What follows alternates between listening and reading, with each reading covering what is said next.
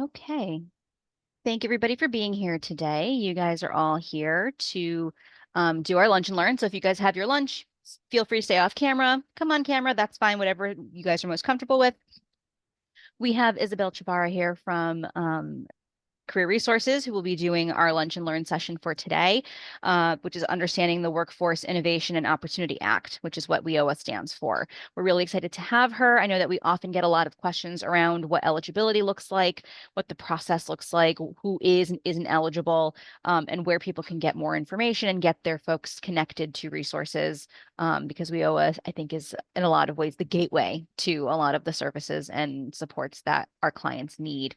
Really quick housekeeping. If you are on the call today and your name is showing up as someone else's, then you likely were registered through a different account. So just please make sure that if your name is different or you registered through someone else, that you send me your email address, because I will be sending over the recording and all information to folks who are registered. If you registered directly with your email address, there's nothing you need to do. I already have that roster of people.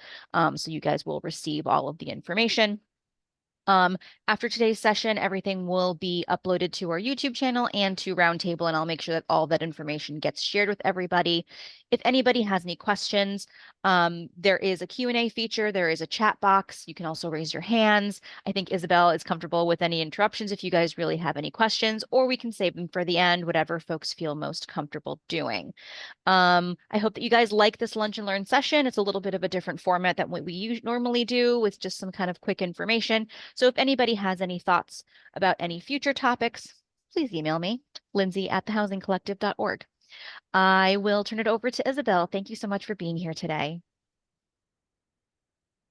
Good morning, everyone. My name is Isabel Chaverra. I am one of the senior career navigators for Career Resources and the American Job Center.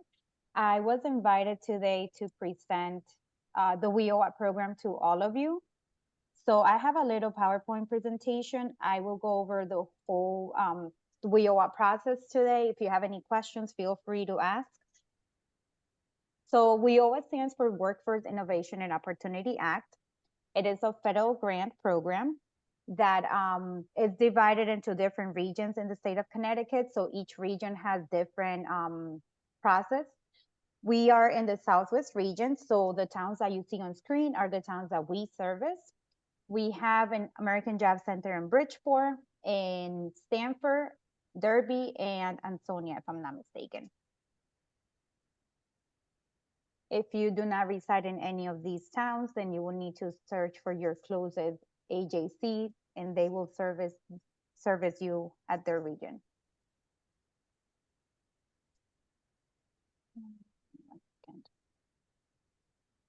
So this is who qualifies for the WIOA program: adults 18 years and older. If anyone is between 16 to 24, the workplace, they also have the WIOA youth program. It might be a little bit different than our process. Anyone who is a dislocated workers, that's just a terminology for those that are either collecting unemployment or recently exhausted unemployment benefits. If anyone is receiving any public assistance, whether it is food stamps, SSI, cash assistance, you qualify for the WIOA program. And the last one, we also service employed adults whose family income is less than the 50% of the state median income. That means that you're fully employed, you're not receiving any public assistance or any unemployment.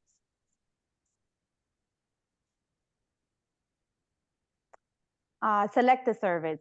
It's a must for gentlemen.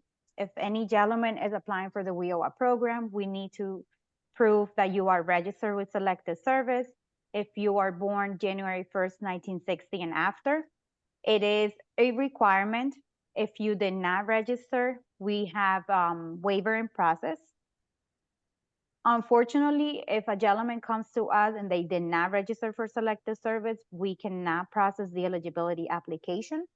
We have to show reasonable proof as of why a gentleman did not register. So it could be that the person was incarcerated between 18 to 25 or had any family emergency, anything that proves a legitimate reason as of why. The waiver will be provided to our funder, They will review it, they will approve it. Once we get that approval, then we can proceed with eligibility. Here is just explanation as of the selected service and the reason why it is mandated. Now, we also service gentlemen that that are not born in the United States. So if anyone came to this country after the age of 25, all they have to do is fill out a status information letter request, mail it to selected service. They will have to provide the proof when they enter the United States. What selected service will do is they will send them a letter saying that they were not required to register, and that's all we need to proceed with the eligibility application. Here's just explanation as to who must register for selected service. We get a lot of questions, especially in this topic.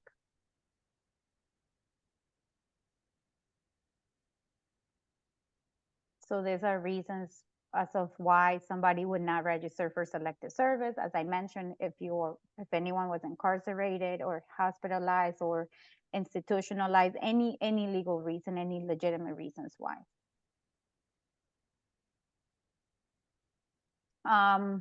If anyone has any background, we do not turn anyone away. We just want people to make sure that their field, the training they're going for, it's not going to affect them in the long run, that they will be able to find employment in that field and it will not become another barrier. So it's just doing a thorough research of the trainings that you want to go for in case this applies to you. Now, part of the WIOA process, its majority is for training related purposes, but if anyone is also interested in just employment services, you could also apply for WIOA. In that case, you will only go through the eligibility application process. But if you are interested in any kind of training, I can give you a little bit of what I know is the most famous trainings that everyone comes to us for. But if you want to have a more detailed list of all the trainings, you need to register in CT Hires if you do not have an account on CT Hires, and you will access what we call the eligible training providers list through this platform. Now, we pay up to $5,000 for training. They have to be WIOA approved trainings. That's why we always emphasize on the ETPL. So if you choose a training that is over $5,000, just keep in mind that we pay up to $5,000. You will be responsible for the remaining amount. If in the case that you choose any training that is under $5,000, it will be fully paid by us. So some of the famous one will be CNA. We have patient care tech, bookkeeping, CDL. Let's see, nail technician, esthetician. There's a lot of real estate, project management. So those are like the ones that we service the most. The $5,000 max, is that per customer or is it over a period of time? Can they come back in the future? How does that work? So it's per person. What we do is part of the process, which I'll go into in a few. It's we call the individual training account, which is granted per person per training. So it is 5,000. Let's say if the person completes the training, they are eligible to apply again 2 years after. Cool. So it will be a one time for the service. Great, thank you. Mm-hmm. Part of the WIOA process, if anyone does not have a college degree, is required to take a CASAS assessment. It's a standardized assessment on reading and math. As of right now, our scores are 220 in reading, 215 in math, and it is required for the WIOA eligibility process if you do not have any college degree. Like I mentioned earlier, WIOA is a federally funded program. We get audited every year. So when we start asking for the eligibility documents, we are not trying to be in your business, but this is what is required of us. Everything gets redacted. So your documents will not have your full Social Security displayed. We redact every single document that you provide to us. So it is fully protected. It's just that when you come to us, we do need to see the full Social Security number to verify that it is you. We need to see everything that we ask you for. Once it is uploaded to your profile in CT Hires, will be fully redacted. So I just wanted to make sure that you know that your information will be protected.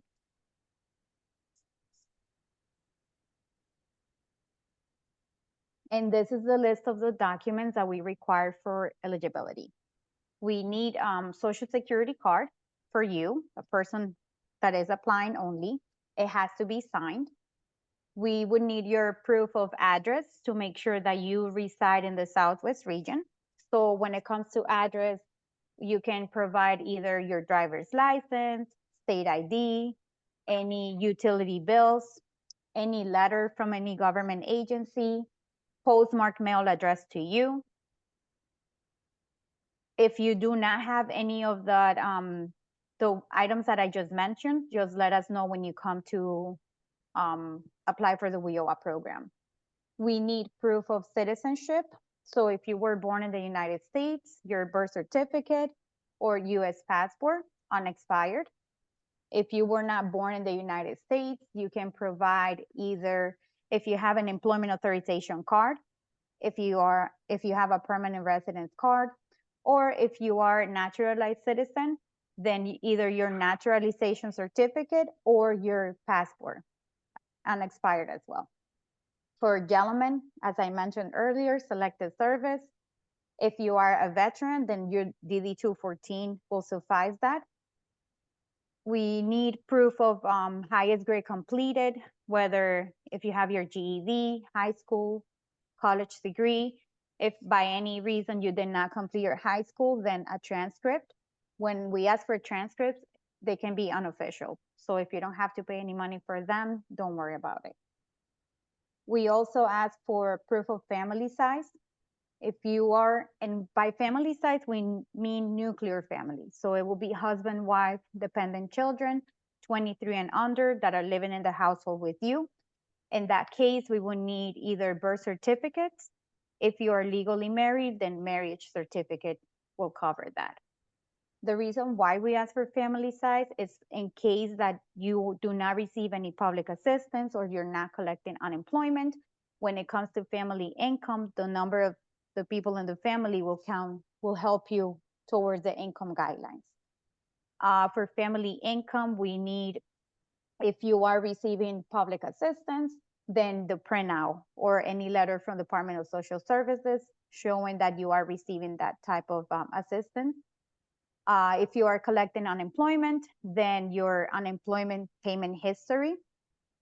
If you are working and not receiving any of those benefits, we do need the most recent pay stubs.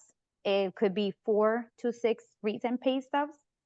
The thing is that we have a 6-month eligibility period where we need to count your income.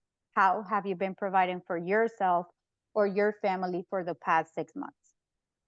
If you are receiving food stamps, SSI, cash assistance, unemployment, you are automatically eligible for the WIOA program. You still have to provide all of these documents, but the income will not count against you. So our biggest concern is if you are not receiving any of the services. If you have any documented disability, to provide us proof of that.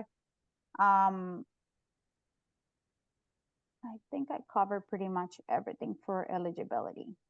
I have a quick question for you, Isabel. For folks who might be homeless or unsheltered, how do you guys typically navigate when they may not have a current mailing address? Or is it sort of where you're working with outreach workers or a PO box, or what does that look like? So in that case, if they are, let's say, residing in a facility, in a shelter, then we have a form that the person will bring to their case manager and they will stamp it with their letterhead to provide, that will be the proof of residence. Have you ever had that, anyone who's maybe living in their car and trying to work with you guys? No, I have not. Not from my experience, I haven't. But Okay. we have had work with people that, let's say, are getting their mailing at a PO box. Yeah. So they do provide us that. Or a lot of people, surprisingly, they receive mail at DSS because they're homeless. So That makes that could sense. be their proof of address as well. Okay.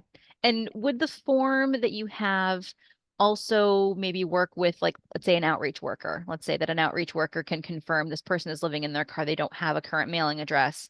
Here's my letter saying that they aren't living somewhere. I can provide an address for my office. Is that something that Yes, is viable? that's something that we can work with. Great. Thank you. We just want to make sure that everyone is being serviced in the region they go to.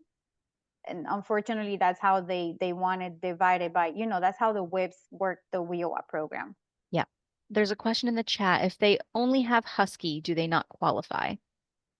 So we don't use Husky, but I'm quite sure that DSS has already gone through the whole income process. So most likely they will be providing us the same thing they provide to them. So what's their proof of income? Were you working, not working? We get a lot of people that come to us and they say, I was working up until March.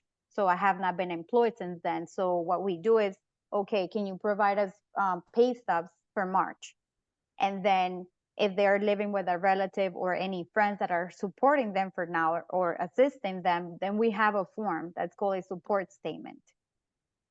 And that can, that would not disqualify the person.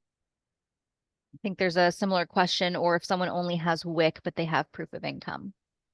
So it will be the proof of income. Same thing. We don't use WIC. So it will only be like food stamps or cash assistance or SSI. Thank you. Mm-hmm. So this is how we do the whole WIOA process. Part one, the first thing we need to make sure is that you have a CT Hires account. That is our platform. That's how we do everything for the WIOA process.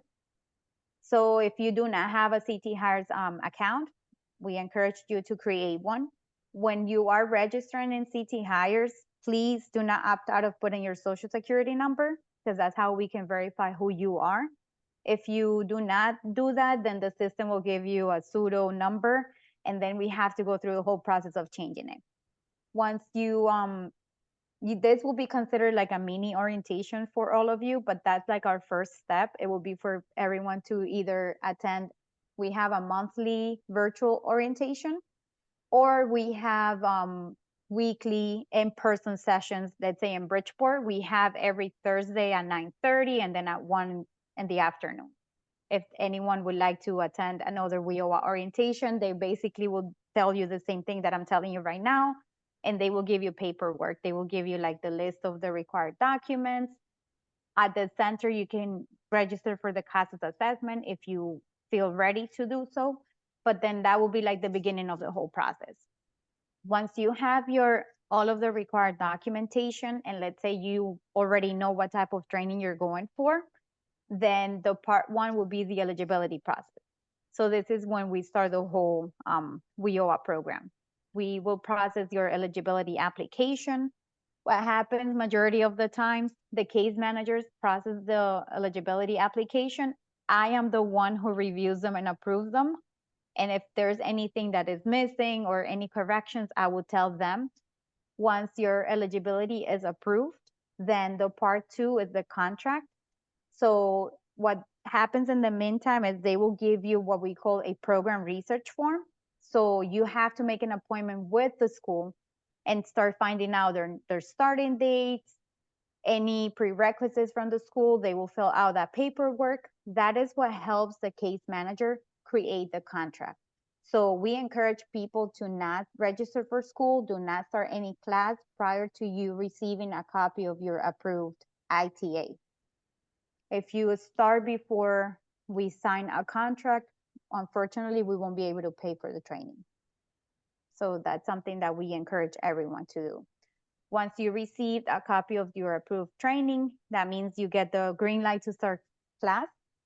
Once you start class, please stay in touch with your case managers, let them know how school is going, if anything happens, if you need to stop going and then probably resume because, life happens. We all have a lot of things going on in our daily lives, and unfortunately, some people cannot keep going to class. So just don't disappear, because it is one contract. Once you start, we will not be able to stop that contract and start another one. That also applies. Be mindful of what kind of training you're going for. Do a very thorough research. If you do not have anything in mind, do not rush to go through the WIOA program. The program is still there. We renew our fiscal year starts every July 1st. So right now we're telling people to try to start classes that are not gonna take longer than past like June 30th, because we're like basically towards the end of our fiscal year, but start looking for something probably starting in July. If you go to a community college, just be mindful that they go semester based. So it's either spring semester or fall semester. Now, once you complete your training, you will receive a certificate of completion or a state license, which is majority of the people are going for those. Then what we do is we will refer you to our business services unit. They're specialized on employment services. They will help you review your resume. They will help you with job leads that are related to the training you're going for. So what we do is we stay in touch with you throughout your whole process. And even a year after you're done with your training, you will still be working with business services. Once you have completed everything with us, what happens is we will close out your application. And that's when, from that closure date, that's when 2 years after you could apply for the WIOA program again. You will still have to go through this whole process, eligibility and all of that. But let's say once you complete your training and a year has gone by and we follow up with you, if you have lost your employment because life happens again, you might be working, the next minute you're not, you let us know and BSU will help you as well. So it's within that whole year that we will stay in touch with you after you're done with training. That's great. I have a couple quick questions here. Mm-hmm. Are there online practice exams and preparation for the CASAS? So you will have to visit casas.org. I know they do have a lot of information, but not us. We don't have that. We don't have the practice. Okay. And does the funding include transportation to the training for the person? No. Marcy, are you still here? I'm not sure. I know that Yes, there I'm has here. been, hey, Marcy. So I know that there's been a couple of things that have come up in conversation in the past with the overlap of like the WIOA and the other sort of work that you guys do. So if someone is coming in and doing the WIOA training and they're in the process and they're getting all of this, but they need the assistance with transportation, is there a referral that could be made from WIOA or within Career Resources that could provide that support to a person, or are they're sort of segmented? So the only program that would be able to address that as a barrier would be through the Secure Jobs program, which we know come June 30th is the end of that as it stands presently. Got it. Thank you. Sorry, Isabel. That's okay. Let's see what else I got here. So this is just like little reminders that we owe it, it's a commitment. Your ultimate goal is employment, or if you need to just upgrade your skills to either get a better salary, whatever your goal is. But for us, our goal is to help those customers that are in need of employment. Let's see. So this is just like an overview of what I just explained, that even after you're employed and exited, a year after, we will still follow up with you. And if anything happens, you could also always come back and see any business services representative, and they will still assist you with anything. This is just little housekeeping that we do with everyone, just to keep us updated on your employment status, either it's before, during, or after training. Same thing a year after your exit. We have to do quarterly follow-ups after you're exited from our program, just to make sure that you remain employed. A lot of people just disengage from us, but we keep insisting on people to stay in touch with us, because this is how we keep the funding active. This is how we keep the WIOA program alive in a way, because this is how we prove our funder and the government that yes, the program is working.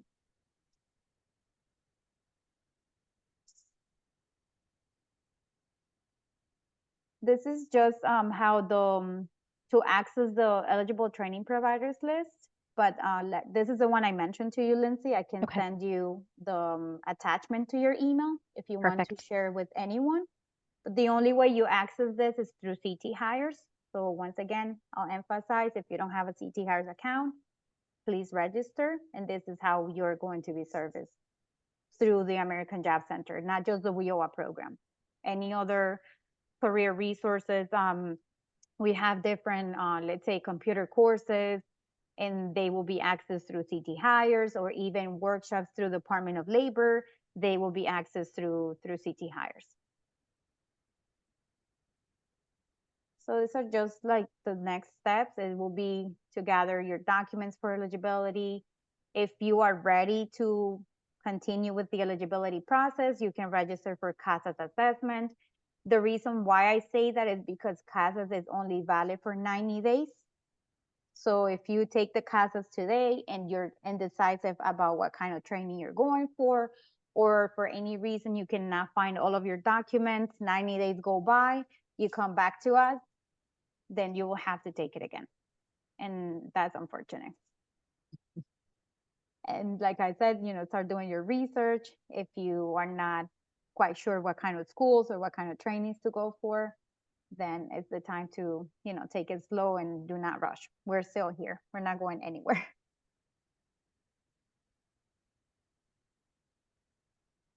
And here's just some contact information. My name is there, my email, my number as well. If you have any eligibility questions, any questions in general.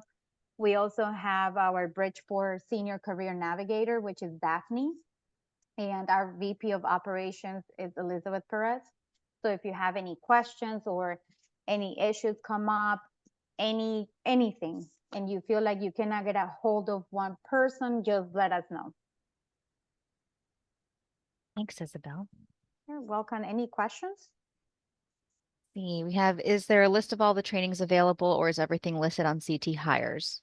It will be listed on CT Hires, because the eligible training providers list is a very extensive list. It literally shows you every school in the state of Connecticut. Wow. The only thing is you have to make sure that you click on eligible providers, because it can show you every other school that is not WIOA approved. And we cannot pay for a training if it's not approved. Got it. So that's one of the reasons why you said not to start a training without confirming with whoever you're working with. Got it. Even if it's a WIOA approved training, do not start class, do not register for class prior to you being, having met with a career navigator, having gone through your eligibility application, and then having complete the contract, or they will call it ITA. So throughout this whole process, you're going to hear a lot of acronyms. That's why we keep emphasizing, like, okay, ITA is the individual training account or contract, the eligible training providers list. So you're going to hear like ETPL or, dislocated worker. So it's just little different terms, but we always make sure that you know what we're talking about. Got it. Any other questions for Isabel?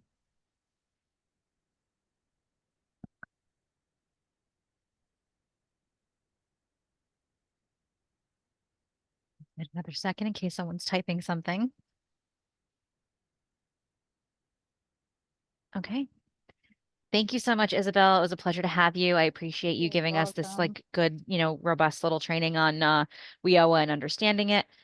Thank you, everybody, for being here today. As I said earlier, the recording will be shared on Roundtable and via email. If you registered through a different name, so I see, for example, 3 or 4 different Lisa Rogers.